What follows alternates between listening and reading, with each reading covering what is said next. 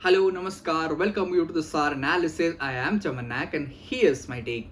What happens when one of the world's largest, most prepared region cannot keep its people, transport network, schools and power system cool?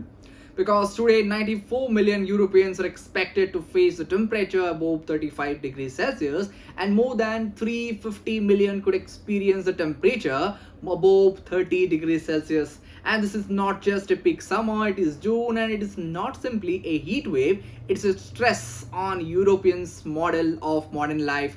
Here's what evidence speaks about across France, Britain, Spain, Italy, and Germany.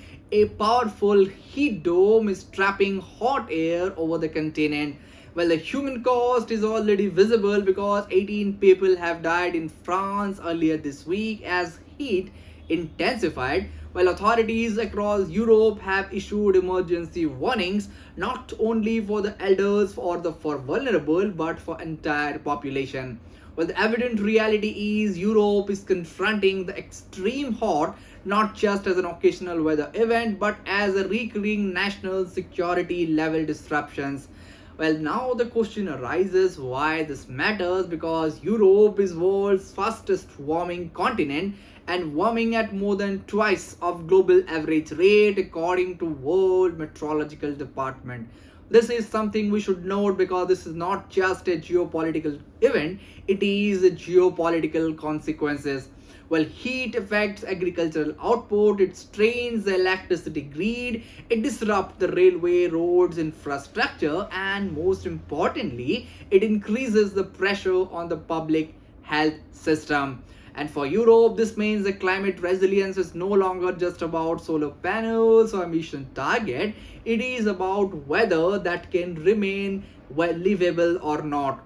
Whether weather economies can remain productive and whether the government can protect its citizens or not, because the heat shut the school, it slows the train, it strains the nuclear power, and it forces the government into crisis meetings. Climate policy become economic policy, and most importantly it is becoming a political survival story. So here's the bigger question: is the most dangerous assumption is not this is an exceptional summer for sure, but if this record heat becomes a routine, Europe have to redesign everything from buildings to work hours to energy grid to food system and to almost every single thing. The question is no longer whether the planet is warming or not. The question is whether the governments are moving fast enough to govern a hotter world. Now, here's my take: the Europeans' heat emergency is not just a European story, it is a preview of the global economy under the climatic pressure. Well, the countries that treat extreme weather as a future environmental issue will be caught unprepared, and the country that treats as just a present geopolitical reality, they will shape the next era of the power. That's all from today's analysis. I will be back with another episode. Till then, thank you for watching this.